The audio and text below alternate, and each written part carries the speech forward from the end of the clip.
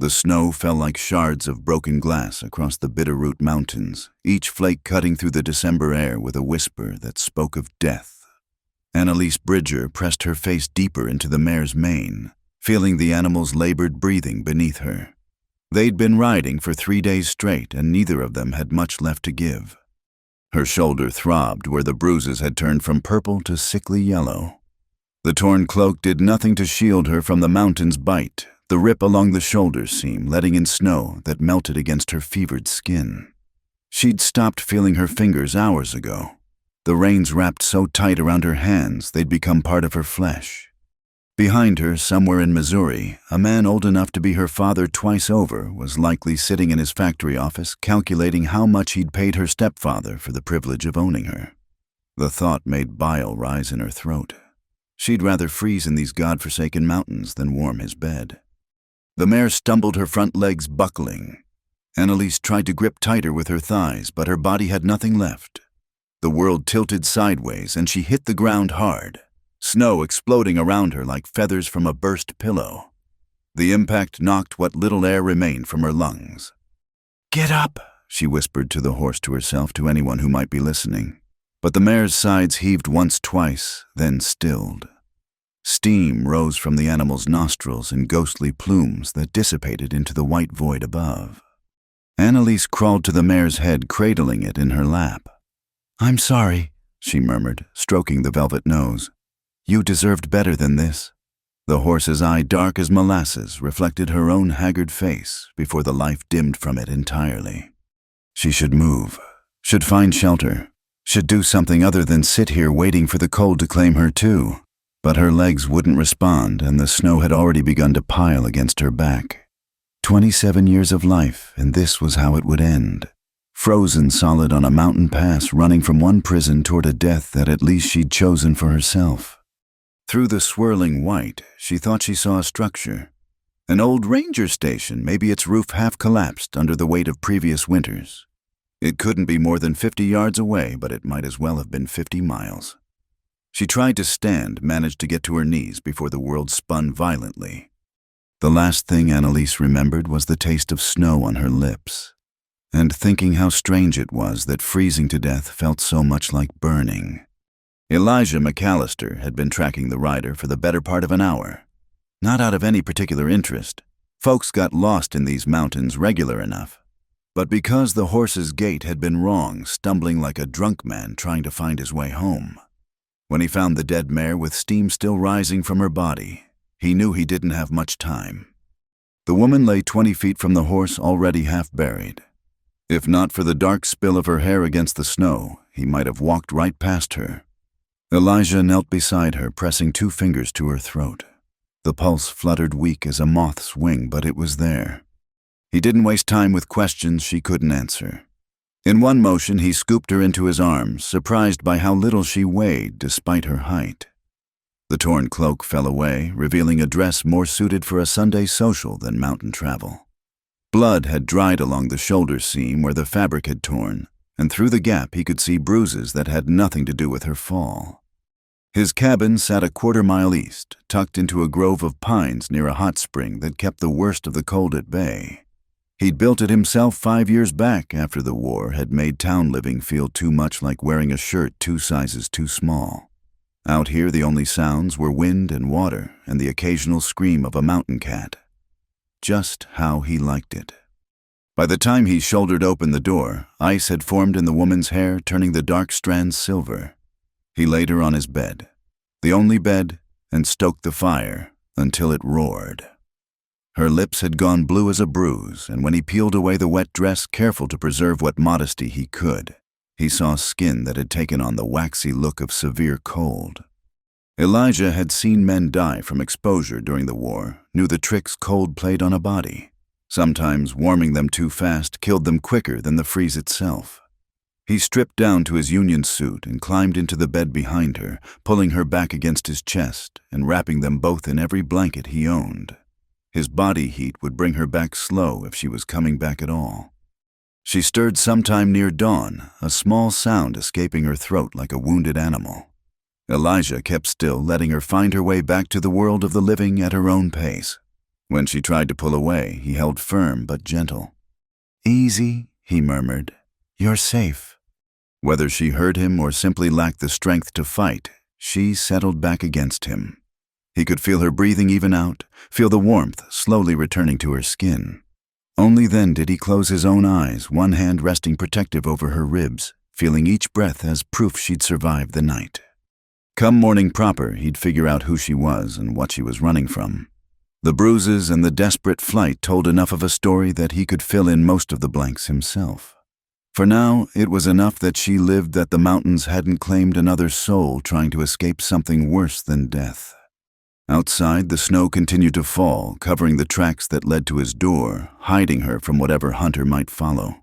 The Bitterroots knew how to keep secrets, and Elijah McAllister had learned long ago when to ask questions and when to simply offer shelter to those who needed it most. The first thing Annalise noticed was the scent pine sap and wood smoke leather and something distinctly masculine that made her think of cedar shavings. The second was the weight of fabric against her skin, rough-spun cotton that fell past her knees. A man's shirt. She kept her eyes closed, trying to piece together how she'd come to be warm when her last memory was of freezing. "You planning on playing dead all morning?" The voice was deep-graveled, coming from somewhere near the foot of the bed.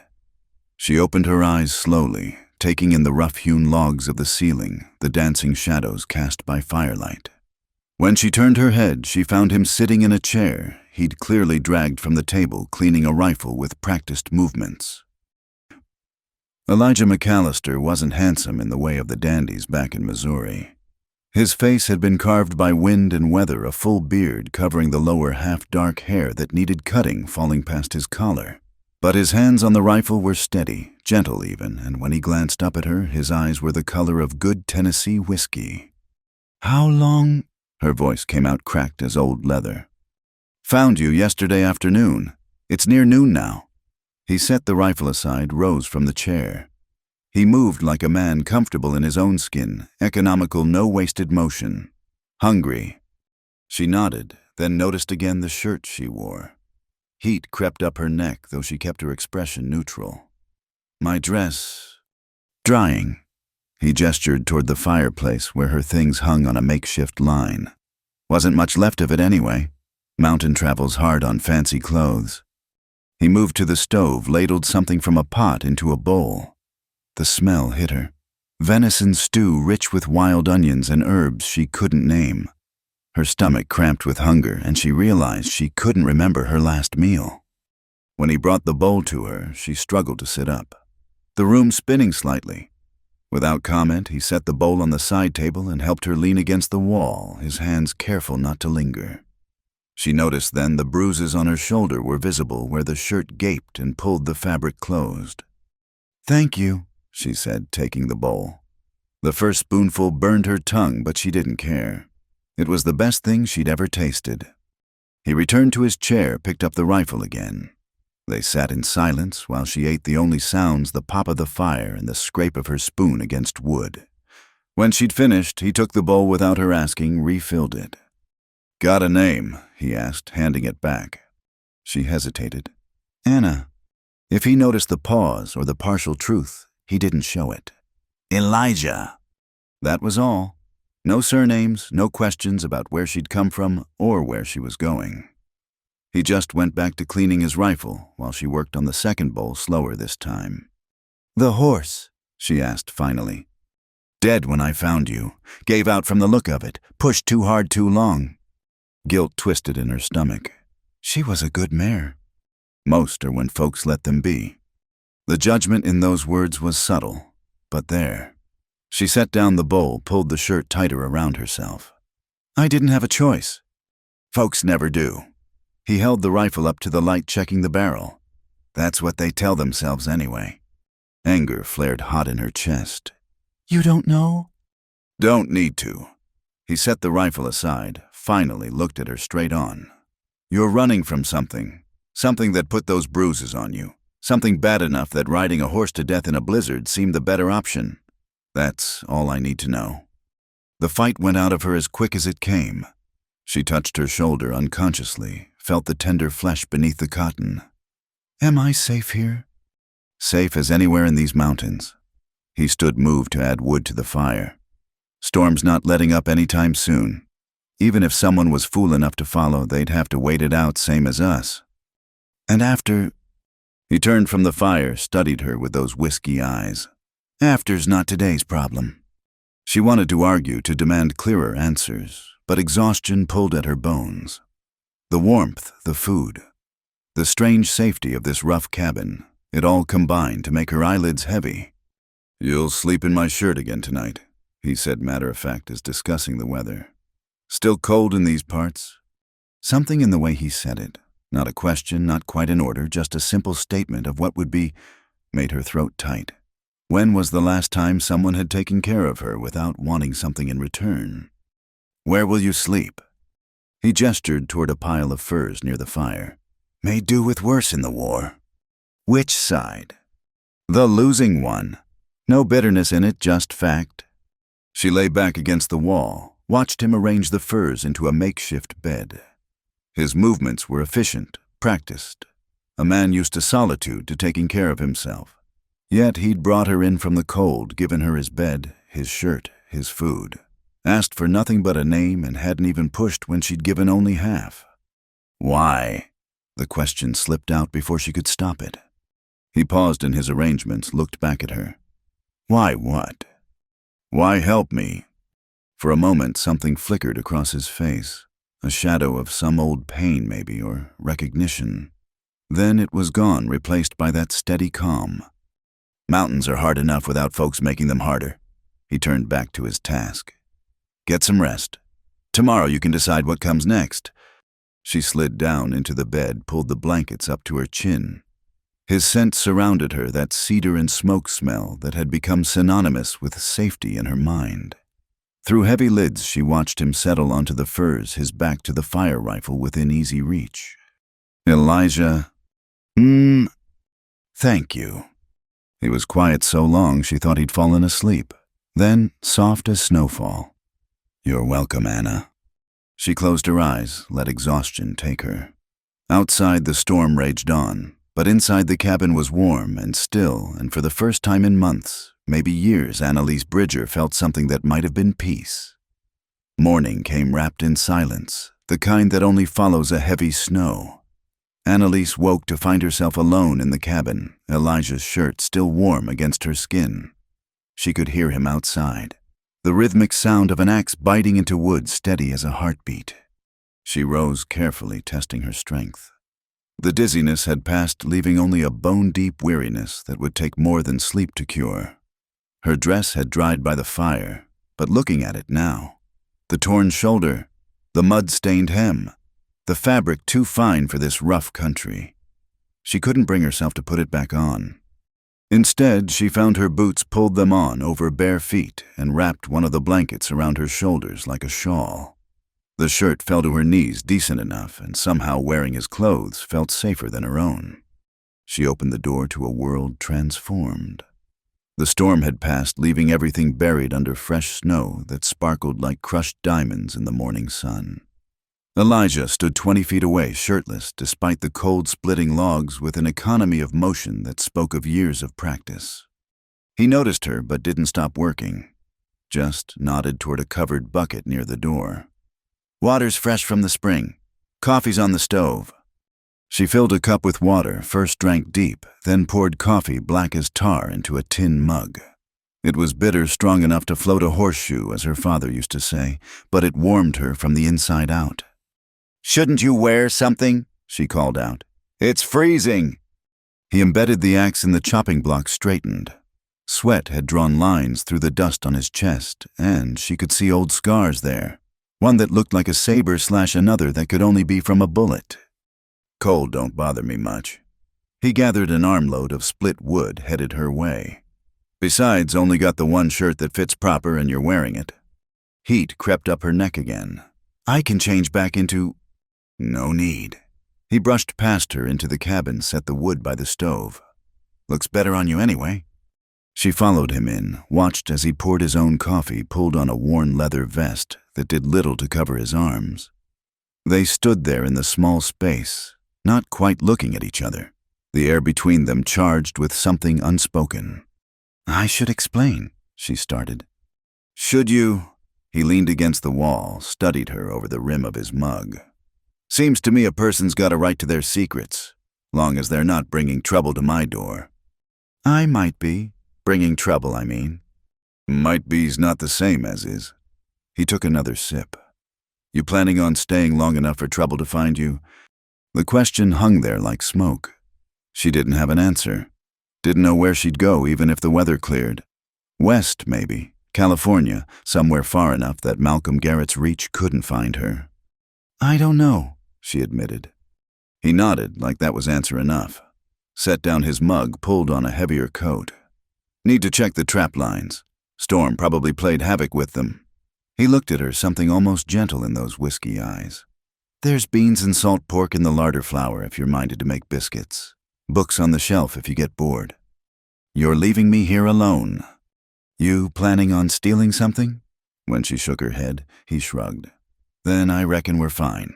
I'll be back before dark." He picked up his rifle, headed for the door, paused with his hand on the latch. "That shirt you're wearing, it was my brother's. Haven't been able to bring myself to put it on since." He trailed off, jaw working. "Anyway, just thought you should know. It's good to see it being useful again." Then he was gone, leaving her standing in the middle of the cabin wearing a dead man's shirt and feeling the weight of grief that wasn't hers. She spent the morning exploring the small space. The cabin was sparse, but clean everything in its place. The books he'd mentioned turned out to be a mix, some dime novels, a Bible with notes in the margins, a volume of Shakespeare, with pages worn soft from handling. She found his shaving kit, the soap that gave him that cedar scent, and felt like an intruder even as curiosity drove her on. By afternoon she'd made biscuits, badly but edible, and had a pot of beans simmering on the stove. Domestic tasks that reminded her of better times before her father died, before her mother remarried, before her life became something to escape from. She was adding wood to the fire when she heard it. Horses, more than one, pushing through the snow. Her heart hammered against her ribs as she moved to the window, peered through the thick glass. 3 men strangers all had stopped at the edge of the clearing. They wore good coats, city coats, and one held a piece of paper he kept consulting. Her blood turned to ice. Malcolm had sent hired men after her. They were discussing something, pointing at the cabin. Then one dismounted, started forward. She looked around, frantic for a weapon, settled on a kitchen knife. Not much against 3 men, but better than nothing. The knock, when it came, rattled the whole door. "Anyone home? We're looking for someone. A woman. Tall, dark hair, might be injured." She pressed herself against the wall, knife clutched in white knuckles, and said nothing. "We know someone's in there. Smoke's coming from the chimney." The voice was reasonable, friendly even. "We don't mean any harm. Just want to ask some questions." Still, she stayed silent. After a moment, she heard them talking among themselves, then footsteps moving around the cabin, probably looking for windows, other doors. That's how Elijah found them when he returned. 3 strangers circling his home like wolves around a lamb. She saw him emerge from the trees, moving quiet, as smoke rifle already in hand. "That's far enough, gentlemen." The men spun toward his voice. The one who'd knocked raised his hands, smiled. "Easy, friend. We're looking for someone. A woman who might have come this way." "Lots of folks might do lots of things." Elijah's voice was calm as still water, but she could see the tension in his shoulders. "Doesn't give you call to come poking around a man's home." "She's wanted back in Missouri. Her family's worried sick." "That's so—" Elijah shifted slightly, and she realized he'd positioned himself so he could cover all 3 men. Funny how worried families send hired guns instead of coming themselves. The friendly expression slipped from the spokesman's face. "Now see here." "No, you see." Elijah's voice dropped lower, dangerous. "This is my land, my home. You're not welcome here. I'll give you one chance to mount up and ride out." "You hiding her in there?" "I'm not hiding anything, just a man who likes his privacy and doesn't care for uninvited guests." He shifted the rifle casual-like. "That's your one chance walking away. Next time I won't be asking." The 3 men looked at each other, calculating odds.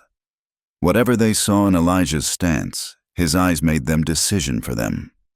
"This isn't over," the spokesman said. "If she's here, then that's between her and her conscience. Not you, not me. Now get!" They mounted up slow, reluctant, but they went.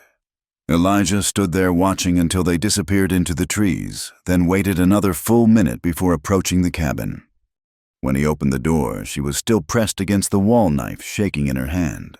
He took in the scene. Gentle pried the blade from her fingers. "They're gone." "They'll be back." "Maybe." He set the knife on the table, studied her face. "You want to tell me what kind of worried family sends men like that?" And suddenly she did. The whole story poured out. Her stepfather's debt to Malcolm Garrett, the deal struck without her knowledge the night Malcolm had come to inspect his property, and she'd fought him off with a letter opener, leaving the scar that marked her as surely as any brand. Her escape, the horse, the storm, all of it. When she finished, Elijah was quiet for a long moment. Then, "You'll sleep in my shirt again tonight.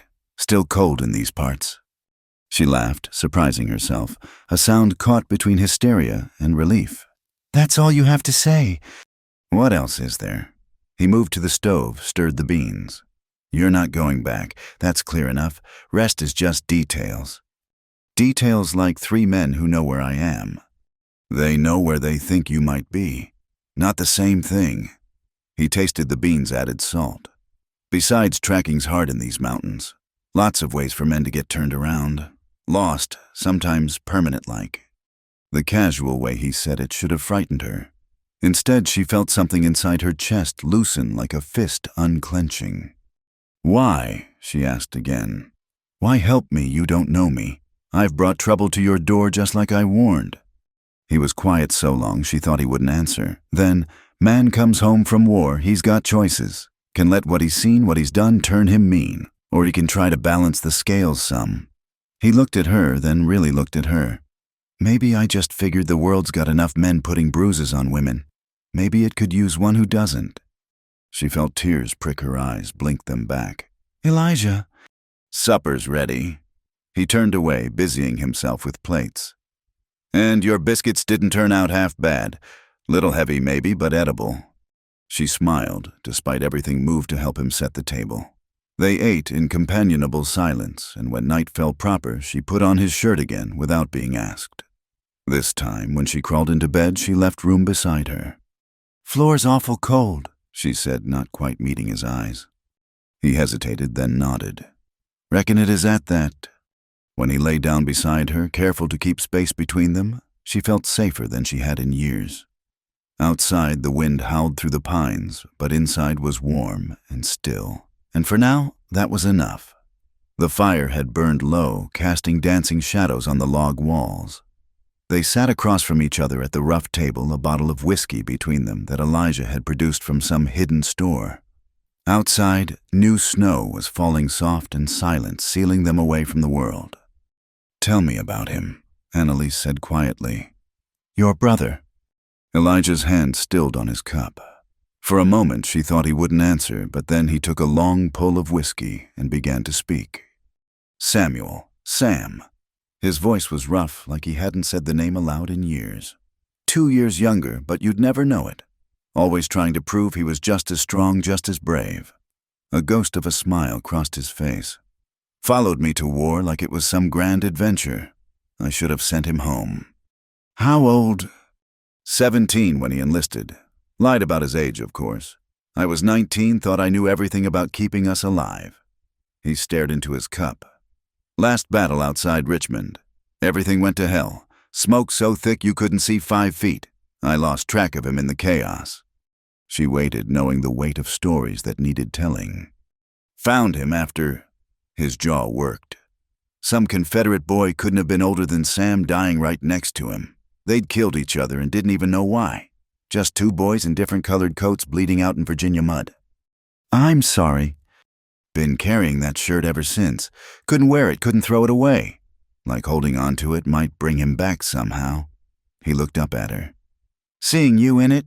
First time, it didn't hurt to look at."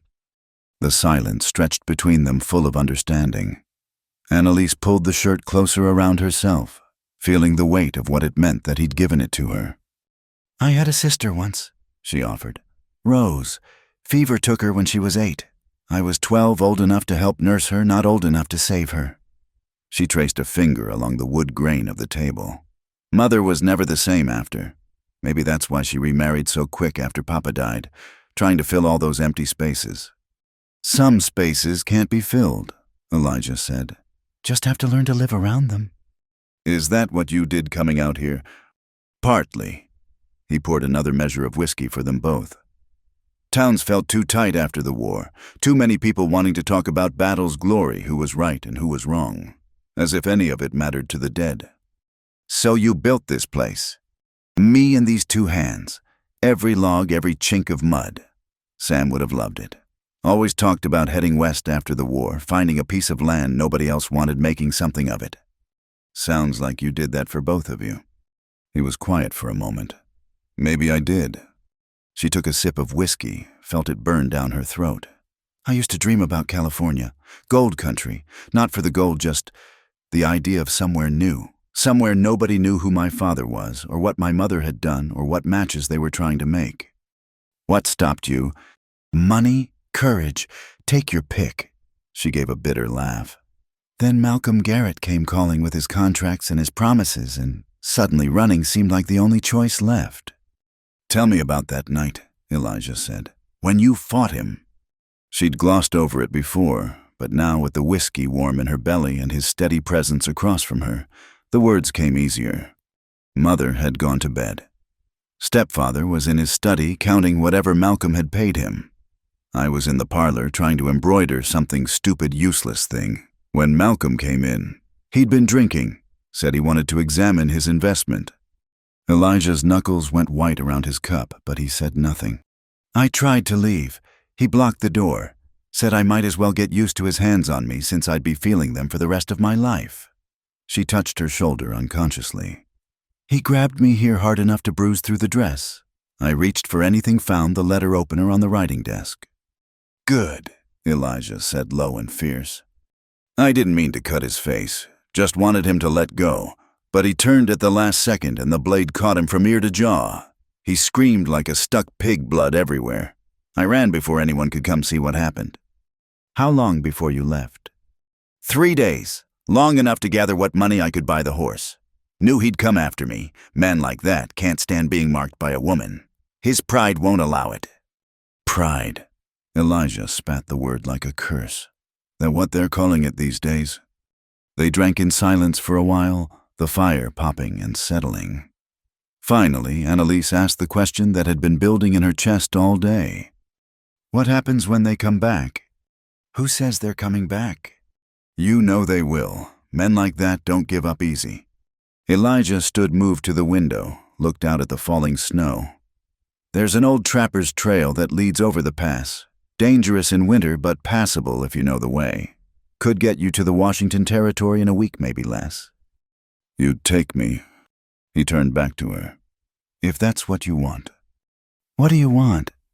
The question hung between them like a living thing. He moved closer, stopped just out of reach. I want... He stopped, started again. 5 years I've lived here alone. Never minded it, preferred it even. Then you show up half frozen in my shirt, and suddenly alone feels different, feels empty.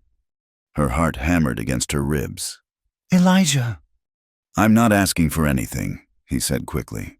Not expecting anything, just answering your question. What I want is for you to be safe, happy if such a thing's possible. Whether that's here or in Washington Territory or California or anywhere else. She stood moved toward him, stopped when they were close enough to touch.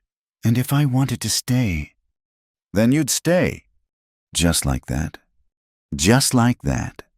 She reached out, touched the scar on his chest, felt him draw in a sharp breath. I'm trouble, Elijah. You said so yourself. Maybe I've got a taste for trouble. His hand came up, covered hers, pressed it flat against his chest, where she could feel his heartbeat steady and strong. I can't. She swallowed hard. After what Malcolm tried, I can't. I'm not him, Elijah said softly. And I'm not asking for anything you're not ready to give. Tonight, tomorrow never makes no difference. You're safe here either way. The tears came then hot and sudden. He gathered her against him, let her cry into his chest, one hand gentle in her hair. When the storm passed, she pulled back enough to look up at him. "The shirt," she said, trying for lightness. "You'll want it back eventually." "Keep it." His thumb brushed away a tear from her cheek. "Looks better on you anyway." Later, lying in bed with him beside her, still that careful space between them, but less now, she said, "Tell me about the trail to Washington Territory." "Narrow, steep. There's a point where you're walking along a ridge no wider than a wagon bed, 1,000-foot drops on either side.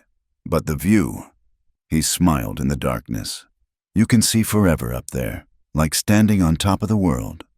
Sounds terrifying. Most beautiful things are. She thought about that, about beauty and terror and the man beside her who understood both. "When would we leave?" "Weather breaks maybe a week.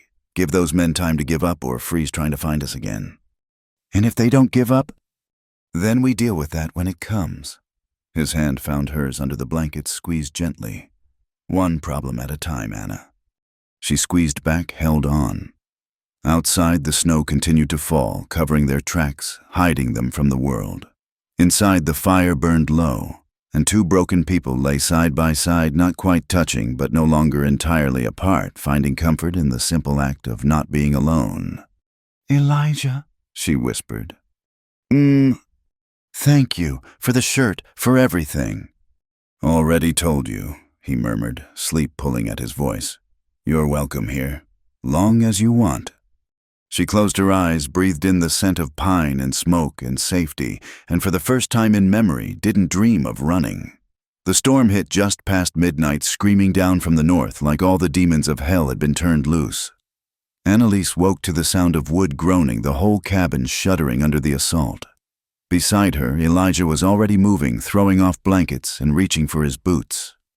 "What is it?" she asked, though the answer became clear when something crashed against the roof, sending a shower of debris through the rafters. "Bad one," he said tersely, striking a match to light the lantern. "Worse than anything we've had this winter." As if to prove his point, the wind hit the north wall with enough force to pop one of the chinking logs loose. Snow and ice immediately began streaming through the gap, driven horizontal by the gale. "Get dressed," Elijah ordered, already moving toward the breach. "This is going to get worse before it gets better." She scrambled out of bed, pulled on her boots, and wrapped a blanket around her shoulders over his shirt. The temperature in the cabin was dropping fast, their breath coming in white clouds. Another impact on the roof, a tree branch from the sound of it, and suddenly she could see stars through a new hole in the ceiling. "The whole roof's going to go," she shouted over the wind. Elijah grabbed a board, tried to wedge it against the gap in the wall, but the wind ripped it from his hands. "Get the canvas from the storage chest and rope." They worked through the night, fighting a losing battle against the storm. Every gap they plugged, two more opened. The wind found every weakness in the cabin's construction, exploited every small flaw. By dawn, if the pale gray light could be called dawn, half the roof was gone and snow was piling in the corners. Annalise's hands were numb, her clothes soaked through. She'd given up trying to stay warm, focused only on helping Elijah shore up what walls remained. They'd moved what supplies they could to the most protected corner, but it was clear the cabin wouldn't last another night. "The hot spring," Elijah said, suddenly having to yell to be heard. "There's a cave near the hot spring. We need to move." "In this," she gestured at the white fury beyond the walls. "No choice. This place is coming down." As if to emphasize his words, one of the main support beams cracked with a sound like a rifle shot. The whole structure shifted, tilted. They gathered what they could carry, blankets, food, his rifle ammunition. Elijah fashioned a rope between them so they wouldn't lose each other in the whiteout conditions. Then they plunged into the storm. The wind hit like a physical thing, driving ice crystals into any exposed skin. Annalise couldn't see more than a foot in front of her face, could only follow the rope and trust that Elijah knew where he was going. Each step was a battle, the snow sometimes hip-deep, sometimes scoured down to bare rock by the wind. How long they struggled through that white hell she couldn't say. Time lost meaning in the storm. There was only the next step, the next breath, the rope in her hands, and Elijah's form barely visible ahead. Her legs burned, then went numb. Her lungs ached from the cold air. Then suddenly the wind lessened. Not gone, but blocked by something. Rock walls rose around them, and she realized they'd entered a narrow canyon. The hot spring steamed ahead, creating a pocket of relative warmth in the frozen world. The cave was little more than a deep overhang in the rock face, but it was dry and out of the wind. Elijah pulled her inside, began immediately stripping off her wet outer clothes. "Need to get you warm," he said, his own hands shaking. "Can't let the cold get too deep." She was beyond modesty, beyond anything but the desperate need for warmth. He wrapped her in the driest blanket they'd managed to save, then built a small fire with wood that previous travelers had left stacked in the cave. The smoke drew up through a natural chimney in the rock, and blessed heat began to fill the small space. Only when the fire was strong did she notice Elijah's condition. His lips were blue ice crystals in his beard, and he was favoring his left side. "You're hurt," she said. "Beam caught me when it fell, just ribs, nothing broken." But when she made him lift his shirt, she could see the massive bruise already forming along his side. He hissed when she touched it gently. "Nothing to be done for it anyway," he said, pulling the shirt back down. They huddled together by the fire, sharing what warmth they had. Outside, the storm continued its assault on the mountains, but here in the cave they were safe. Relatively. "I'm sorry," Elijah said quietly. "About the cabin, it was home." "It was shelter," she corrected. "Your home." The words hung between them, more honest than she'd intended. He looked at her, something shifting in those whiskey eyes. "Anna, I know what I said." She met his gaze steadily. "I meant it." He was quiet for a long moment. "Then, that first night when I found you in the snow, I thought you were dead. Just another soul the mountains had claimed. But then I felt your heartbeat weak but stubborn, and I thought maybe the mountains had given something back for once." She moved closer, careful of his injured ribs. "Maybe they did. These past days." He shook his head. "I built that cabin to hide in. From the war, from the world, from myself. Then you showed up and made me remember why the hiding mattered in the first place. What I was trying to protect myself from losing again. And now I think maybe losing isn't the worst thing. Never trying is." The fire crackled between them. Outside, the wind howled its fury. But inside the circle of light, there was only warmth and possibility. "The trail to Washington Territory," she said softly. "Will it still be there when the storm passes?" "Trails don't go anywhere. Just have to be willing to walk them." "I mean, do you still want to take me?" He turned to face her, fully reached out to tuck a strand of hair behind her ear.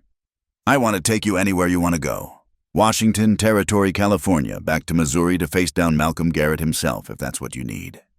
"I don't want to go back. Don't want to run anymore either." "Then what do you want?" She thought about it, really thought about it. What did she want? Safety? Yes. Freedom from Malcolm and men like him. But more than that. "I want to build another cabin," she said finally. "Better than the last one, with a roof that won't blow off in a storm." "That all?" "I want to learn to trap, to shoot, to read the weather like you do. I want to wake up in the morning and know that whatever comes, I chose it." She paused, gathered her courage. "And I want to do it with you if you'll have me." His hand cupped her face, thumb tracing the line of her jaw. "You sure life out here isn't easy. It's hard work and long winters, and sometimes you go weeks without seeing another soul." "I've had easy," she said.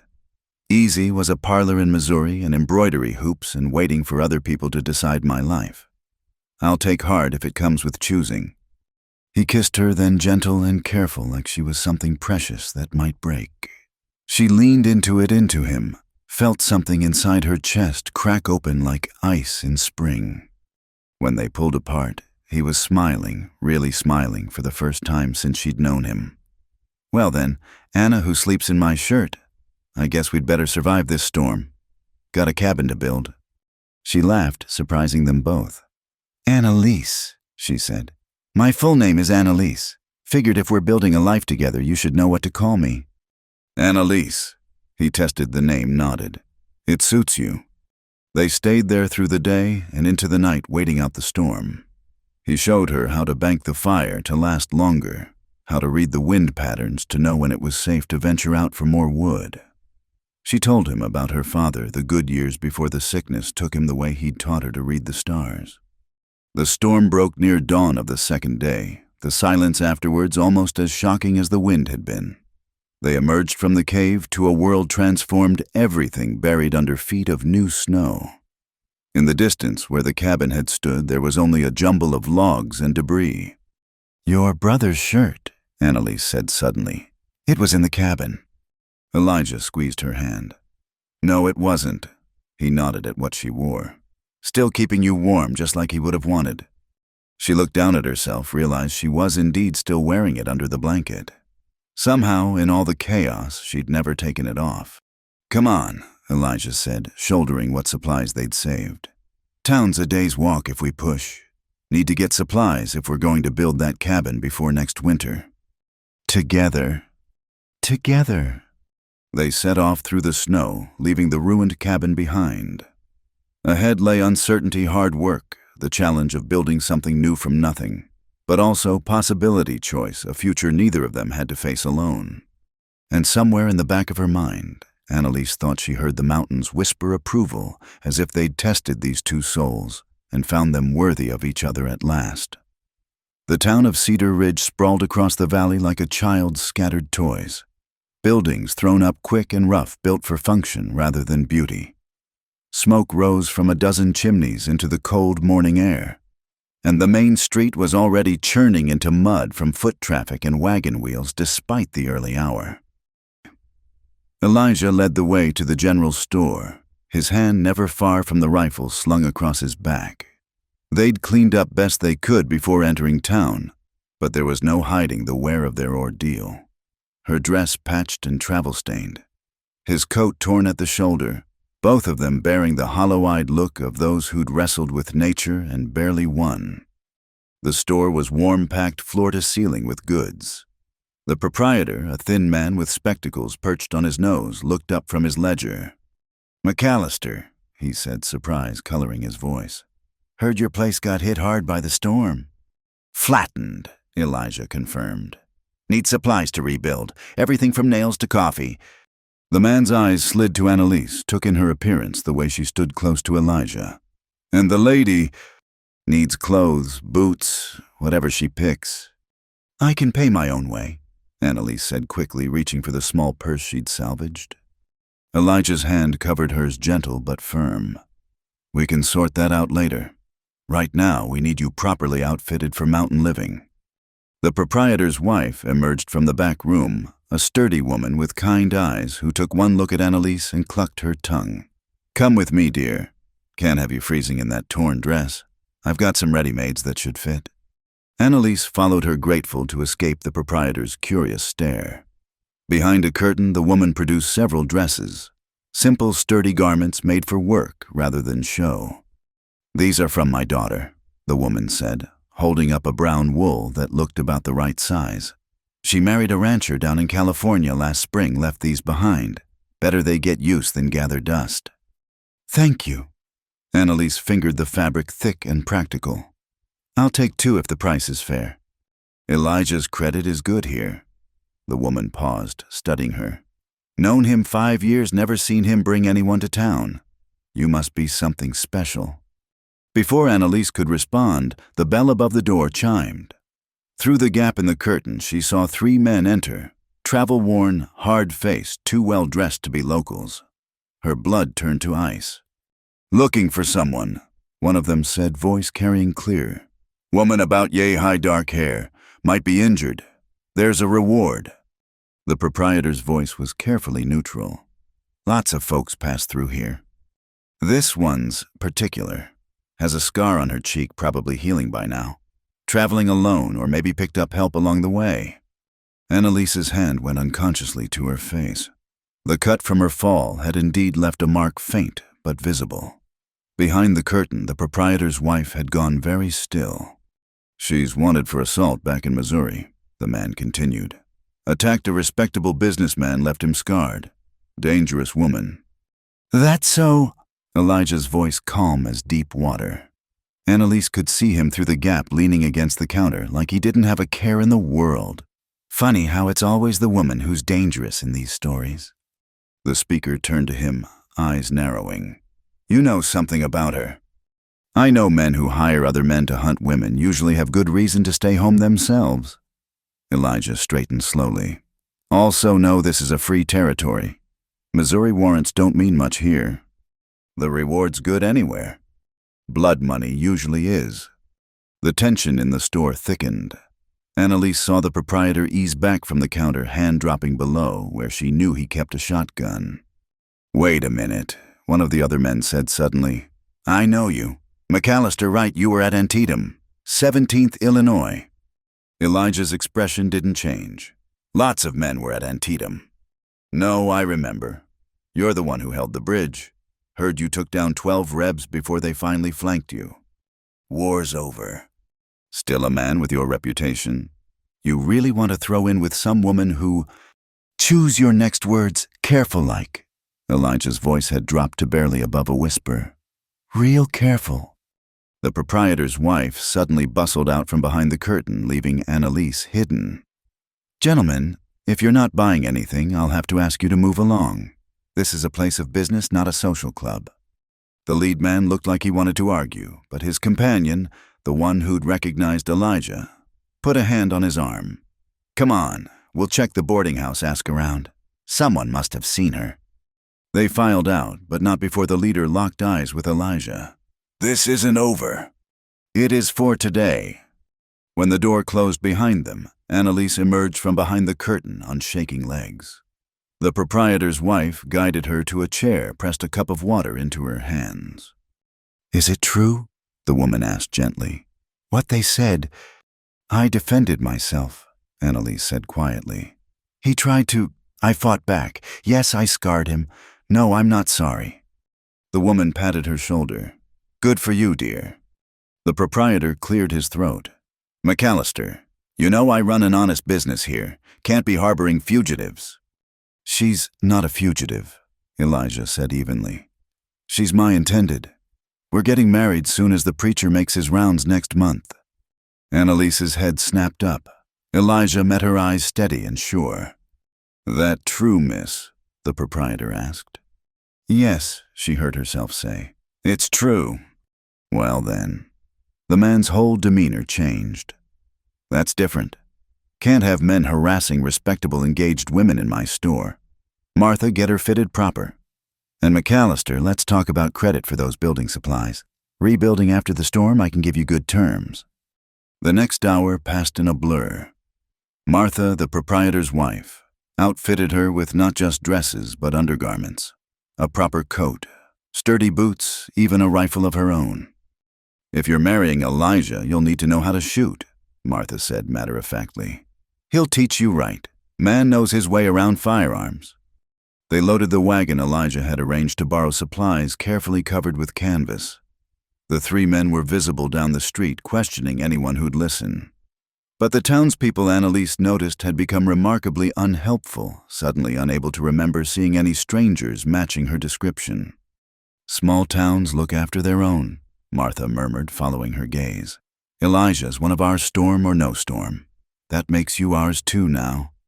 As they prepared to leave, the proprietor pulled Elijah aside. Annalise couldn't hear the conversation, but she saw money change hands, saw Elijah shake his head, and the proprietor insist. What was that about? She asked when they were on the wagon heading back into the mountains. Wedding present, Elijah said. Seems news travels fast. By the time we get back, half the valley will know we're engaged. About that, she twisted the reins in her hands. You didn't have to. Didn't I? He glanced at her. Those men aren't going away, Annalise. A married woman has protections a single one doesn't. Legal protections. Is that the only reason? He was quiet for a long moment, navigating the wagon around a fallen tree.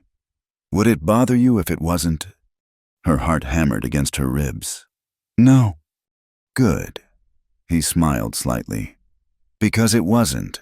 Been thinking about it since you said you wanted to build a cabin together. Just hadn't figured out how to ask proper. So you announced it to the whole store instead. Seemed efficient. Despite everything, she laughed. Elijah McAllister, that might be the least romantic proposal in the history of proposals. Probably so. He pulled the wagon to a stop, turned to face her fully. I could do better if you want. Get down on one knee in the snow, make a pretty speech. Don't you dare. She grabbed his coat when he made to climb down. I like it better your way. Practical, real. That a yes, then? Did you doubt it? Never hurts to be sure. He covered her hand with his. It won't be easy being married to me. I've got more ghosts than good sense, and I've been alone so long I might forget how to be with someone. I've got my own ghosts, she reminded him. And Malcolm won't give up easy. Let him come. There was iron in his voice now. Man wants to take something from me, he'd better be prepared for what that costs. I've got nothing left to lose but you, and I'll be damned if I let that happen. She leaned against his shoulder, felt him shift to put his arm around her. We should probably tell the preacher the truth. About why we're really getting married. What's the truth? He asked. That I found you half frozen and decided I never wanted to let you go. That you wore my brother's shirt and made it mean something again. That I'd rather face a dozen Malcolm Garretts than spend another winter alone. Which truth should we tell him? Tears pricked her eyes. All of them. None of them. Does it matter? Not to me. He clicked to the horses, got them moving again. Long as you keep wearing my shirt, rest is just details. She smiled, wiped her eyes. Speaking of which, I should probably give it back now that I have proper clothes. Keep it, he said. Call it a wedding present. The wagon rolled on through the snow toward the ruins of the old cabin and the promise of the new one they'd build together. Behind them, 3 frustrated men would search the town for another day before giving up, driven off by closed doors and claimed ignorance. Ahead lay hard work and uncertainty, but also possibility.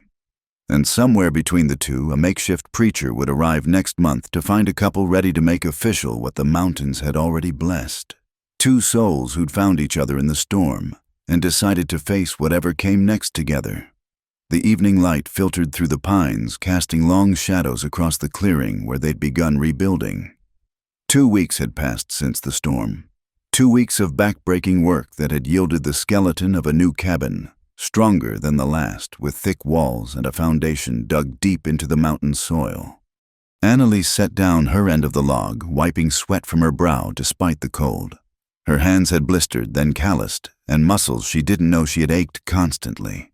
But there was satisfaction in the pain in seeing something rise from nothing through their own effort. That's enough for today, Elijah said, noticing her exhaustion. Sun's getting low. She nodded, grateful, and went to stoke the fire they kept burning in a ring of stones. Their temporary shelter, a lean-to built against a large boulder. Wasn't much, but it kept the worst of the wind off while they worked. She was adding wood to the fire when she heard it. Horses, several of them approaching through the trees. Elijah heard it too, was already reaching for his rifle when the riders emerged into the clearing. Not the 3 men from town. This was worse. Malcolm Garrett himself sat atop a black stallion, his face a mask of controlled fury, made uglier by the still healing scar that ran from ear to jaw. Behind him rode 6 men, all armed, all wearing the hard expressions of those paid to do violence. Hello, Annalise. Malcolm's voice was silk over steel. You've led me quite a chase. She stood slowly, aware of Elijah moving to position himself between her and the riders. How did you find me? Money opens many doors, or mouths in this case. He touched his scar absently. Did you really think you could run forever? I'm not running anymore. No, I can see that.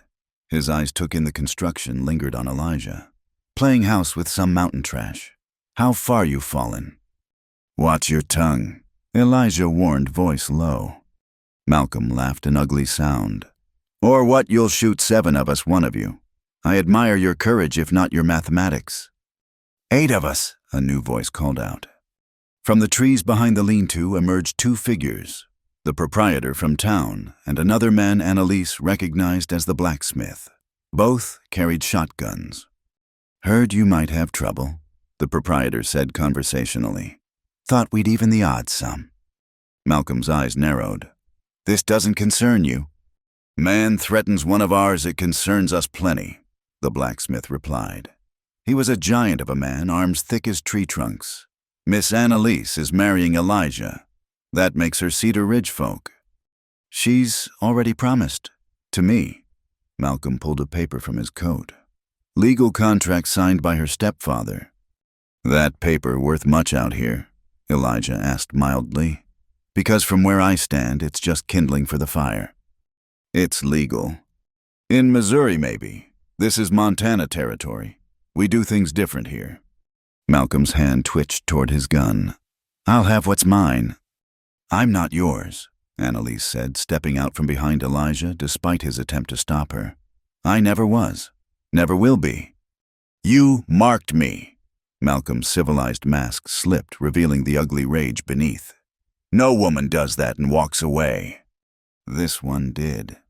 You little... The crack of Elijah's rifle split the air. Malcolm's hat flew off his head, a neat hole punched through the crown. Next one's lower, Elijah said calmly, already levering another round. You got 10 seconds to turn around and ride out. After that, well... He shrugged. These mountains are full of wolves. Hungry ones.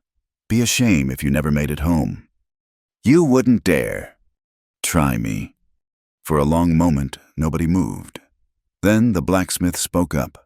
You know, I was just telling Jim here about that group of bandits that went missing up near Devil's Canyon last spring. Never did find the bodies. Wolves, most likely, the proprietor agreed. Or maybe they just fell. These mountain trails can be treacherous, especially for flatlanders who don't know the way. Malcolm looked between them, calculating. Whatever he saw in their faces made his decision. This isn't over, he snarled. It is. Elijah's voice carried the finality of a closing door. You come near her again, you so much as send another man to look for her, and I'll come find you. Not here where you expect it. But some night when you're safe in your bed, you'll hear a noise. Maybe a window breaking. Maybe just a board creaking. And you'll wonder, is tonight the night the mountain man comes calling? He smiled, cold as winter wind. I've got nothing but time, Garrett, and a real good memory for faces. Something in Malcolm's expression shifted. The dawning realization that he'd wandered into a different kind of wilderness than he'd expected. These weren't civilized men playing by civilized rules. These were survivors shaped by a land that didn't forgive weakness or hesitation. Mount up, he told his men, never taking his eyes off Elijah. They wheeled their horses, started back down the trail. At the edge of the clearing, Malcolm turned back. Was I really so terrible? He called to Annalise. All I offered was comfort, security, a life of ease. You offered a cage, she called back. A gilded one, maybe, but still a cage. He stared at her for a moment longer, then spurred his horse into the gathering darkness. They waited until the sound of hoofbeats faded completely before anyone moved. Then the proprietor lowered his shotgun, let out a long breath. Well, that was interesting. Thank you, Annalise said. Both of you. You didn't have to... Course we did, the blacksmith interrupted. Elijah helped my boy when he broke his leg last winter. Rode through a blizzard to fetch the doctor. Man like that needs help, he gets it. Besides, the proprietor added with a grin, Martha would never forgive me if I let something happen to you before the wedding. She's already planning the celebration. They stayed a while longer, sharing coffee and stories around the fire. The blacksmith offered to help with the cabin raising, said he'd bring his boys over the weekend. The proprietor mentioned that several ladies in town were putting together a quilt as a wedding gift. After they left, Annalise and Elijah sat by the fire in comfortable silence. The night was clear stars scattered across the sky like spilled sugar. Think he'll stay gone? She asked finally. Men like that don't like losing, but they like dying even less. He poked at the fire with a stick, sending sparks spiraling upward. He'll go back to Missouri, find some other poor girl to torment, but he won't come here again. You sounded like you meant it, about hunting him down. I did mean it. He looked at her across the fire. That bother you? She thought about it, about the man beside her who could threaten death as calmly as discussing whether who'd held a bridge single-handed in a war that had torn the country apart. The same man who'd wrapped her in his brother's shirt, who touched her with such careful gentleness, who was building a home with his own hands for them to share. No, she said honestly. It doesn't bother me. Good. They sat quietly for a while longer. Then Annalise spoke again. They came to help us, the townspeople. They came to help you, Elijah corrected. I'm just the lucky bastard you're marrying. Language, she chided, but she was smiling. Beg pardon, ma'am, the lucky fellow you're marrying. She moved around the fire to sit beside him, leaned into his warmth. I think we're both lucky. His arm came around her natural as breathing. Your hands are cold. Everything's cold out here. Not everything. He took her hands between his rubbing warmth back into them. You did good today, standing up to him like that. I was terrified. Being brave doesn't mean not being scared. Means doing what needs doing despite the fear. She thought about that, about bravery and fear and the strange turns life could take. A month ago, she'd been running desperate and alone. Now she sat beside a man who'd faced down 7 armed men for her in a community that had claimed her as their own. The shirt, she said suddenly. I wasn't wearing it. When Malcolm came. Do you think that's bad luck? Elijah chuckled. You believing in luck now? Maybe, a little. Well then. He stood, pulled her up with him. Better fix that. He led her to the lean-to, dug through their supplies, until he found it. His brother's shirt, carefully folded and stored. He shook it out, held it up. You'll sleep in my shirt tonight, he said, echo of that first night when he'd saved her life. Still cold in these parts. She took it, held it against her chest. Every night. If you want. I want. Later, lying under the stars with the shirt soft against her skin and Elijah solid beside her, she thought about cages. Malcolm had been right about one thing. She'd traded comfort for this rough life security for uncertainty. But as she listened to Elijah's steady breathing, felt the vast openness of the mountains around them, she knew she'd made the right choice. Some cages were made of metal bars. Others were made of silk and expectations, and the slow suffocation of a life lived for someone else's pleasure. Out here she was free to build, to choose to love on her own terms, and that was worth more than all the comfort in the world. Elijah, she whispered. Thank you for the shirt, for everything. His hand found hers in the darkness, always. And that, she thought as sleep took her, was the difference between a cage and a home. One you were locked into. The other you chose every day, with every breath. She'd made her choice, and she'd keep making it for all the days to come. The crack of gunfire echoed through the pines, sharp and sudden as lightning. Annalise dropped the water bucket she'd been carrying, ice-cold spring water splashing across her boots. 3 more shots followed in rapid succession, coming from the direction of the old trapper's trail. Elijah burst from the cabin, rifle in hand, his face set in hard lines. Get inside! Bar the door! But now Annalise. She'd learned to read his moods these past weeks, knew when to argue and when to obey. This was not a time for argument. She ran for the cabin, hearing his footsteps crunching through snow as he headed toward the gunfire. Inside, she barred the door as instructed, then grabbed her own rifle from its place by the window. Through the thick glass, she could see nothing but trees and shadows. The shots had stopped, leaving an eerie silence that seemed louder than the gunfire itself. Minutes crawled by like hours. She found herself holding her breath, straining to hear any sound that might tell her what was happening. Then, voices, multiple, growing closer. She recognized Elijah's low rumble and felt relief flood through her, followed quickly by renewed tension when she realized he wasn't alone. Oh, open up, Annalise. It's safe. She lifted the bar, pulled the door open. Elijah stood there supporting another man, blood seeping through a makeshift bandage on the stranger's thigh. Behind them, 2 more men emerged from the trees, one leading horses. Get the medical supplies, Elijah said, half carrying the wounded man inside. Bullet went clean through, but he's losing blood. Annalise moved without thinking, gathering the box of bandages and medicines they kept for emergencies. The wounded man was young, maybe 20, with sandy hair and a face gone pale from pain and blood loss. Who is he? She asked, kneeling beside where Elijah had laid him on their bed. Name's Daniel Morrison, one of the other men answered. He was older, grizzled, wearing a badge that marked him as some kind of lawman. "Deputy Marshal Thompson.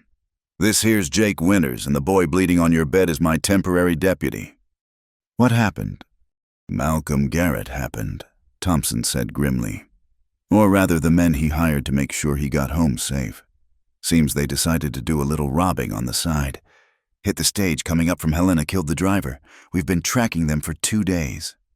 Annalise's hand stilled on the bandages. "Malcolm's men." "Former men now.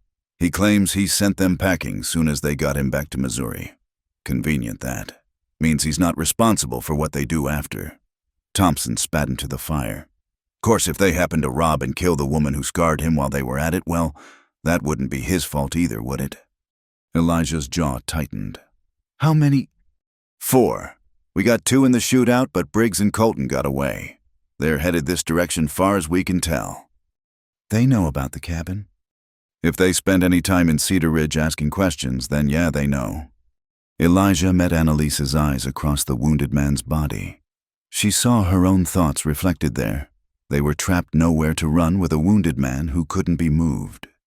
"How long before they get here?" Elijah asked. "Hour, maybe 2. Depends if they circle back to throw us off or come straight on." "Then we'd better get ready." The next hour was a blur of preparation. They barricaded windows, positioned ammunition, filled every container with water in case of fire. The wounded Deputy Daniel insisted on being propped up with a rifle where he could cover the door despite his injury. Thompson took Annalise aside while the others worked. "This is my fault. Should have caught them before they got this far. You and McAllister don't deserve to be caught up in this." "We were already caught up in it," Annalise replied. "The moment I scarred Malcolm Garrett's face and pride." Still, he studied her with sharp eyes. "You handle that rifle like you know how to use it." "Elijah's been teaching me." "Good man.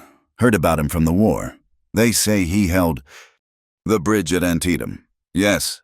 She checked her ammunition one more time. "He doesn't talk about it much." "Men who've seen real fighting rarely do."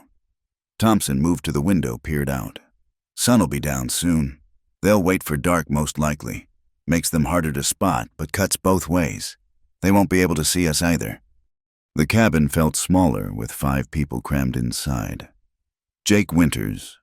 The other member of the posse was a young man barely older than Daniel, clearly out of his depth, but trying not to show it. He kept checking and rechecking his pistol until Thompson told him to stop before he shot himself by accident. Darkness fell like a curtain across the mountains. They extinguished all lamps, leaving only the banked fire for warmth.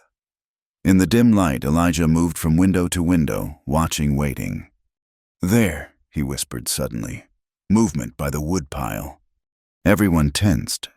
Annalise gripped her rifle tighter, remembering Elijah's lessons. "Breathe steady. Squeeze, don't jerk. Make the first shot count because you might not get a second." A shadow detached itself from the trees, moving toward the cabin. Then another. They were being careful, but not careful enough city men trying to navigate mountain terrain in the dark. "Let them get closer," Thompson breathed. "We want to be sure." The shadows crept forward. Annalise could make out shapes now. 2 men rifles held ready. Where were the horses? They wouldn't have walked far in this terrain, which meant... "The barn," she hissed.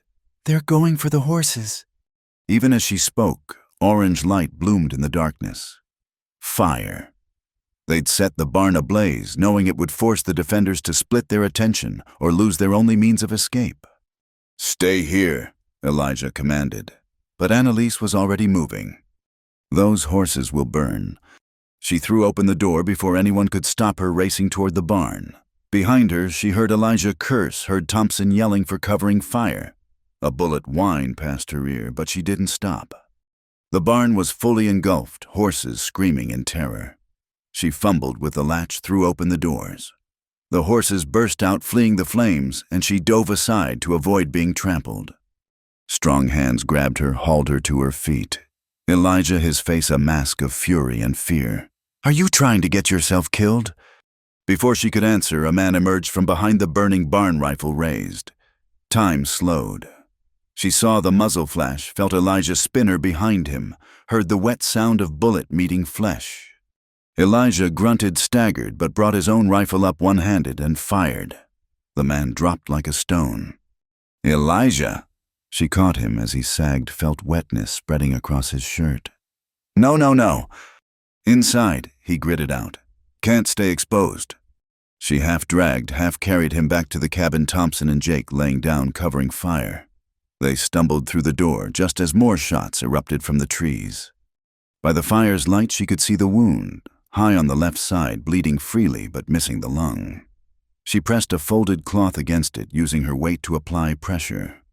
"Always protecting me," she said, tears blurring her vision.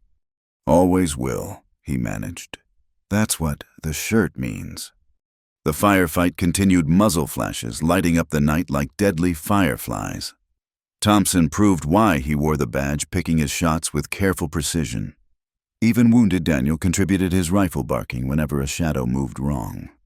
Then suddenly silence. "Jake," Thompson called. "You see anything?" "Nothing, Marshal. Think maybe—" A window shattered. A burning brand sailed through, scattering embers across the floor. Then another through a different window. They were trying to burn them out. Annalise beat at the flames with a blanket while maintaining pressure on Elijah's wound. Smoke began to fill the cabin, making everyone cough. They couldn't stay here, but moving Elijah and Daniel. "I'm going out there," Thompson declared. "End this one way or another." "Wait," Annalise said. Something Elijah had taught her about mountain fighting flickered through her mind. "The smoke. They can't see through it any better than we can. If we create more—" Understanding dawned on Thompson's face. "Make them come to us blind. Jake, help me with this." They fed the flames just enough controlled burns that poured smoke out the windows. Then they took positions by the door, waiting. It didn't take long. Coughing, cursing, the last attacker stumbled out of the smoke almost on top of them. Thompson's rifle butt ended his participation in the fight permanently. As suddenly as it had begun, it was over. 4 men who'd chosen greed over sense lay dead or dying. The barn was a total loss, and 2 good men bled on her cabin floor. But they were alive. "Well," Thompson said, surveying the damage, "that could have gone better." Despite everything, Annalise found herself laughing, sharp-edged with hysteria, but laughter nonetheless. "You think?" She turned back to Elijah, found him watching her with those whiskey eyes. "Told you," he said weakly. "You're trouble. And you have a taste for it, remember? Best decision I ever made." His hand found hers, squeezed weakly. "The shirt kept you safe." She looked down at herself, realized she was indeed wearing it under her coat. Had put it on that morning out of habit. It was scorched now, spotted with his blood, but intact. "It did," she said, "just like you promised." "Good," he murmured, eyes drifting closed. "That's good." The rest of the night blurred together. Thompson rode hard for town, returning with the doctor and 6 men to help. The barn was a total loss, but the horses had survived, scattered but alive. Both Elijah and Daniel would recover, though it would take time. As dawn broke over the mountains, Annalise sat beside Elijah's bed, his hand in hers. The cabin smelled of smoke and blood and medicine, but also of survival, of battles won against long odds. "No more excitement for a while," she told his sleeping form. "We've had enough for a lifetime." But even as she said it, she knew it wasn't true. Life in the mountains would always bring challenges. Storms, wild animals, the occasional dangerous men. That was the price of the freedom they'd chosen. She pulled the scorched shirt closer around her shoulders, feeling the weight of all it represented. Protection, promise, partnership, love in all its fierce, protective, complicated glory. Whatever came next, they'd face it together. That was what the shirt meant, what Elijah had been trying to tell her all along. Not just warmth against the cold, but a pledge, his strength covering her vulnerabilities, her courage bolstering his. She squeezed his hand gently, felt him squeeze back even in sleep. Outside, the mountains stood eternal, indifferent to human struggles. But inside this cabin, inside this shirt, inside this chosen life, she'd found something worth fighting for. And fight she would for all the days to come. Spring came slowly to the mountains, creeping up the valleys like a cautious deer. The snow retreated gradually, revealing the damage winter had wrought, and the new growth pushing through despite it all. Annalise stood outside the rebuilt barn, watching Elijah work with one of the horses. His movements were still careful, the wound from 2 months ago healed but not forgotten. She'd taken to wearing one of her new dresses most days now, saving the shirt for nights and special occasions. But today was different. Today she'd put it on deliberately, needing its comfort for what she had to say. "You're thinking loud enough to spook the horses," Elijah called without turning around. She smiled, despite her nervousness. He'd always been able to read her moods, even with his back turned. "We need to talk." Something in her tone made him stop secure the horse and turn to face her fully. His eyes took in the shirt, the way she held herself, and understanding flickered across his face. "You're leaving." "What? No." She closed the distance between them quickly. "No, Elijah, I'm not going anywhere." Relief softened his features. "Then what?" "I'm pregnant." The words hung in the mountain air like morning mist. Elijah went very still, the only movement the slight widening of his eyes. For a heartbeat, 2-3, neither of them moved. Then he was across the space between them, hands gentle on her face, searching her eyes. "You're sure?" "The doctor confirmed it yesterday when I went to town for supplies." She covered his hands with hers. "That's why I've been sick in the mornings. Not the change in weather like I thought." "A baby." He said it like he was testing the words, trying to understand their weight. "Our baby. Is this?" She swallowed hard. "I know we didn't plan." He kissed her soft and sure, cutting off her worries. When he pulled back, there were tears in those whiskey eyes. "Samuel," he said quietly. "If it's a boy, I'd like to name him Samuel." "And if it's a girl?" "Then you choose." His hands moved to her still flat stomach, reverent. "How long?" "Doctor thinks about 3 months. So autumn. The baby will come in autumn." He was quiet for a long moment, and she could see him working through the implications. Another mouth to feed the danger of childbirth in the mountains, the responsibility of a life depending entirely on them. "We'll need to add on to the cabin," he said finally. "A proper room. And I'll need to hunt more, put up extra meat for winter. The garden needs to be bigger too, and—" "Elijah," she placed a finger on his lips. "Breathe." He did, pulling her against him, resting his chin on top of her head. "A baby," he said again, wonder creeping into his voice. They stood like that for a while, holding each other in the spring sunshine. Then Annalise pulled back slightly. "There's something else. I've been working on something. A surprise, but now seems like the right time." She took his hand.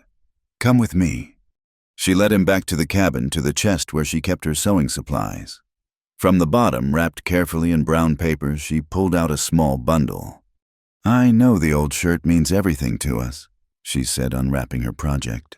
"But I thought, well, look." It was a shirt, sewn from the same type of sturdy cotton as the one she wore, but knew the stitching, careful and strong. She'd even managed to match the color reasonably well with dye made from local plants. "You made this?" "Martha in town taught me. Took forever to get the shoulders right." She held it up against him. "I thought the baby should have something from you too, something to keep them safe like you've kept me safe, and you can't give away your only shirt." He took it from her with careful hands, examining the stitching, the care in every seam. "It's perfect. Try it on." He did, and it fit well, perhaps a bit loose in the shoulders, but that would ease with wear. He moved his arms, testing the range of motion, and nodded approval. "How does it feel?" "Like hope," he said simply. "Like the future." She moved into his arms again, pressing her face against the new shirt. It didn't smell like cedar and smoke, yet didn't carry the weight of history and loss and redemption. But it would. Given time, it would become part of their story too. "I've been thinking," she said into his chest. "About what you said, about balance." "What about it?" "You said after the war you could let it turn you mean, or try to balance the scales. I think this is part of that balance. Life for death. Creation after destruction. A future built on the ashes of the past." His arms tightened around her. That's poetic for a Tuesday morning." She laughed, the sound muffled by his shirt. "Must be the mountain air." Must be. They spent the rest of the morning planning where to add the new room, what supplies they'd need, whether they should plant apple trees for the child to climb someday. Practical things, but underneath ran a current of joy so profound it took Annalise's breath away.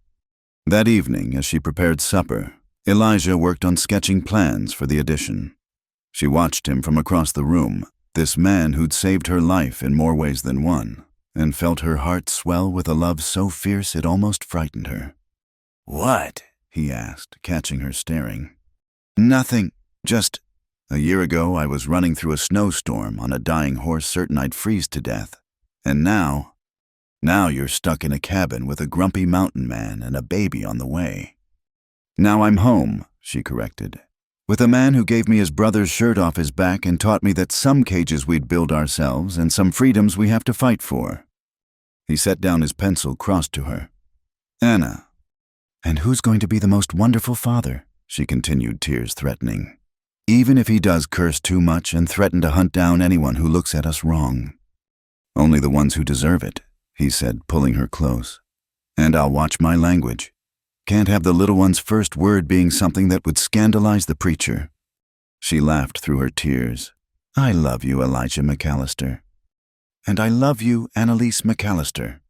He placed a hand on her stomach again. "Both of you."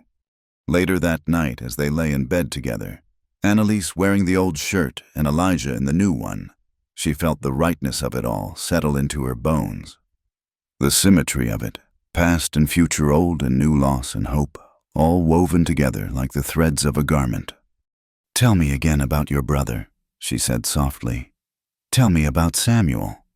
So he did, voice low and warm in the darkness. He told her about a boy who loved to fish, who could whistle any tune after hearing it once, who always shared his last piece of jerky, even when supplies were low. He painted a picture with words of a young man who would have made a wonderful uncle, who would have loved the mountains and the cabin and the chance to teach a child to track deer and read the weather. "He would have loved you," Elijah finished. "Would have said I didn't deserve someone like you." He would have been wrong. Maybe, but I'm grateful all the same. For you, for this life, for... He paused, hand finding her stomach again. "For second chances." "And third chances, and fourth, as many as we need." "As many as we need," he agreed. Outside an owl called, and somewhere in the distance a wolf answered. The mountains were never truly quiet, never truly safe. But inside the cabin, wrapped in shirts that carried the weight of love and loss and hope. Two people who'd found each other against all odds dreamed of the future they were building together. Come autumn, there would be three of them. A family forged not by blood alone, but by choice, by struggle, by the simple act of refusing to give up on the possibility of happiness. And someday, Elijah would place a small shirt on a small body and tell the story of an uncle they'd never meet, but whose memory lived on in every stitch, every breath, every moment of grace, wrestled from a hard world. But for tonight there was only this: the warmth of two bodies curved together, the whisper of spring wind through new leaves, and the profound peace of having found at last a place to call home. "Sleep well, my love," Elijah murmured. "Both of you." And wrapped in his shirt, in his arms, in the life they'd built from ruins and determination, she did exactly that. The autumn sun hung low over Cedar Ridge, painting the mountains in shades of gold and rust. The air carried the scent of wood smoke and apple cider, and from the church at the center of town came the sound of voices raised in celebration. Half the valley had turned out for the wedding of Elijah McAllister and Annalise Bridger, though most folks had taken to calling them married already. Annalise stood before the mirror in Martha Thompson's bedroom, barely recognizing herself. The dress was simple but elegant, cream-colored wool with small pearl buttons, a gift from the women of Cedar Ridge who'd sewn it together in secret. Her hair was pinned up, revealing the faint scar on her cheek that had faded to a thin silver line. "You're glowing," Martha said, adjusting the wildflower crown on Annalise's head. "Though I suppose that's to be expected given your condition." At 6 months pregnant, Annalise's belly was round and prominent beneath the dress. The baby moved constantly now, as if eager to join the celebration. "I never imagined this," Annalise said softly. "When I ran from Missouri, I thought I was running toward death. Instead, you found life." Martha squeezed her shoulders gently. "The mountains have a way of giving us what we need, not always what we expect." A knock at the door interrupted them. "Ladies," Jim Thompson called. "The groom's getting mighty nervous out here. Says if we don't start soon, he's liable to come fetch his bride himself, propriety be damned." Martha laughed. "That sounds like Elijah. Come on, dear, time to make an honest woman of you." The church was packed, every pew full. Annalise saw faces she'd come to know over the months. The blacksmith and his sons, the doctor who'd tended Elijah's wound, the families who'd helped raise their barn. At the altar stood Elijah, looking uncomfortable in his Sunday best, but wearing it for her sake. Beside him, Marshal Thompson served as his best man. But what made her breath catch was what Elijah held in his hands. Not flowers or rings, but carefully folded fabric. His brother's shirt and the new one she'd made for their child. The walk down the aisle seemed both eternal and too quick. Then she was standing beside him, looking up into those whiskey eyes that had first seen her worth saving in a snowstorm. "Dearly beloved," the preacher began, but Annalise barely heard the words. She was lost in Elijah's gaze, in the weight of the moment, in the life they'd built from ashes and determination. When it came time for vows, Elijah set aside the prepared words. "Annalise," he said, voice rough with emotion, "I found you half dead in the snow, wearing nothing but determination and a torn dress. I gave you my brother's shirt because it was warm, because it was there. I didn't know I was giving you my heart along with it." He unfolded the old shirt, held it up. "This shirt has seen war and lost, traveled miles, kept secrets. But on you it found purpose again, like I did." He folded it carefully, handed it to her. "I promise to keep you warm, to stand between you and any storm, to give you not just the shirt off my back, but every breath in my body if it keeps you and our children safe." Annalise's eyes blurred with tears. "Elijah," she managed, "you saved my life that night, but more than that, you gave me the freedom to save myself. You showed me that strength isn't about never falling, it's about choosing who helps you stand back up." She took the new shirt, pressed it to her chest. "I promise to stand beside you in all weather, to build our home with these hands, to raise our children, to be as brave and true as the man who gave me shelter when I had nothing left to give." "The rings," the preacher prompted. They exchanged simple bands forged by the blacksmith from Montana gold. Then Elijah cupped her face in his hands, thumbs brushing away her tears. "You may kiss your bride," the preacher said, but Elijah was already moving. The kiss was gentle, a promise more than passion, and the church erupted in cheers. Someone fired a gun in celebration outside, causing nervous laughter. As they turned to face their community as husband and wife, the baby kicked hard enough to make Annalise gasp. "Even the little one's celebrating," she whispered to Elijah. "Must take after you," he replied, always making an entrance. The reception was held outdoors, tables groaning under the weight of food the community had prepared. There was dancing and laughter, stories told and retold. Marshal Thompson regaled anyone who'd listen with the tale of the shootout, each telling making Annalise sound more heroic and himself more modest. As the sun set behind the mountains, painting the sky in shades of pink and purple, Annalise found herself standing apart from the crowd, hand on her belly, watching Elijah laugh at something the blacksmith said. He looked younger when he laughed, the lines of old grief softening. "No regrets." Martha appeared beside her, offering a cup of cider.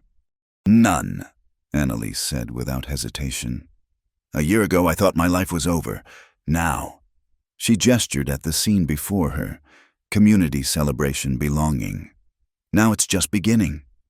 "That's the thing about endings," Martha said wisely.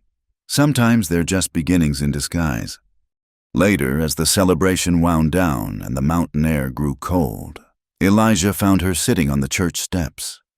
Without a word, he draped his brother's shirt around her shoulders over her wedding dress. "Still cold in these parts," he said, echo of that first night. "Good thing I have you to keep me warm." He sat beside her, pulled her close. "Always, Mrs. McAllister, always," "Look," she said, suddenly pointing up. The first stars were appearing bright and clear in the mountain air. "Make a wish." "Don't need to," he said simply. "Already got everything I could want." She leaned into him, feeling the baby move between them. Tomorrow they'd go back to their cabin, to the hard work of mountain living. There would be challenges ahead. The baby's birth, winter's approach, the ongoing work of building a life from scratch. But tonight, surrounded by the warmth of community, and wrapped in a shirt that had become a symbol of everything they'd survived and everything they'd found, Annalise knew that sometimes the best destinations were the ones you never planned to reach. "Elijah," she said softly. "Thank you for the shirt, for the shelter, for seeing something in me worth saving." He pressed a kiss to her temple. "Thank you for wearing it, for staying, for making me believe in second chances." Above them, the stars wheeled in their eternal dance, indifferent to human struggles and triumphs. But below, two people who'd found each other in the midst of storms sat wrapped in love and worn cotton proof that sometimes the most profound journeys were the ones that led you home. The shirt would be passed down, Annalise knew, to their child and their child's children. Each generation would add their own stories to its fabric, their own tears and triumphs. But it would always carry the memory of this. A desperate flight through snow, a stranger's kindness, a love built on choice rather than chance. "Ready to go home?" Elijah asked as the last of the guests departed. "I am home," she said, and meant it with every fiber of her being. He stood, helped her to her feet. Together they walked down the main street of Cedar Ridge, nodding to neighbors, accepting final congratulations. The mountains rose around them, eternal and unchanging witnesses to all the small human dramas played out in their shadows. At the edge of town, Elijah stopped, turned to look back. "Any regrets about the life you're choosing? It's not too late to—" She silenced him with a kiss. "The only thing I regret is that it took me so long to find you." "Worth the wait. Worth everything." They walked on toward their cabin, toward their future. The shirt warm around her shoulders and his arm strong around her waist. Behind them, the lights of Cedar Ridge twinkled like earthbound stars. Ahead lay the darkness of the mountain path, but Annalise felt no fear. She had survived worse storms than any nature could throw at her now. And beside her walked a man who'd proven that sometimes the best shelter from life's tempests wasn't a place, but a person. Not walls, but arms, willing to hold you, not safety, but the courage to build something worth defending. The baby kicked again, and Annalise placed Elijah's hand where he could feel it. "Strong," he murmured. "Like the mother." "Like both parents," she corrected. They crested the final rise, and there was their cabin windows glowing with lamplight left burning for their return. Home. Not the word she'd thought would ever apply to a rough cabin in the Montana mountains, but life had a way of redefining everything you thought you knew. "Welcome home, Mrs. McAllister," Elijah said, sweeping her up into his arms despite her protests about his old wound and her condition. "Welcome home, Mr. McAllister," she replied, laughing. He carried her over the threshold, and as he set her gently on her feet, she felt the rightness of it all settle into her bones like heat from a well-banked fire. This was where she belonged, in this cabin in these mountains, in this man's arms, wearing a shirt that had become the emblem of everything she'd never known she was looking for. Outside, snow began to fall, the first of the season, covering their tracks and sealing them into their private world. But inside was warmth and light and love, and the promise of all the tomorrows they'd face together. The shirt would keep them warm through whatever came next.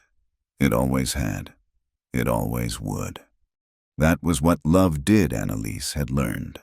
It took the remnants of old lives, old griefs, old fears, and wove them into something new, something stronger, something worth fighting for.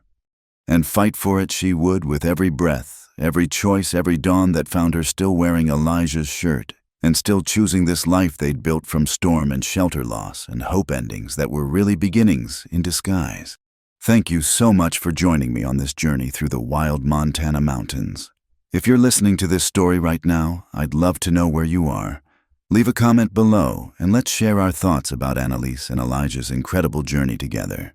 If this tale touched your heart, please subscribe to Wild West Stories 1850 and hit that like button. And don't forget to press the hype button to help more people discover this story of love, survival, and second chances in the American frontier. Until our next adventure in the Old West, partners.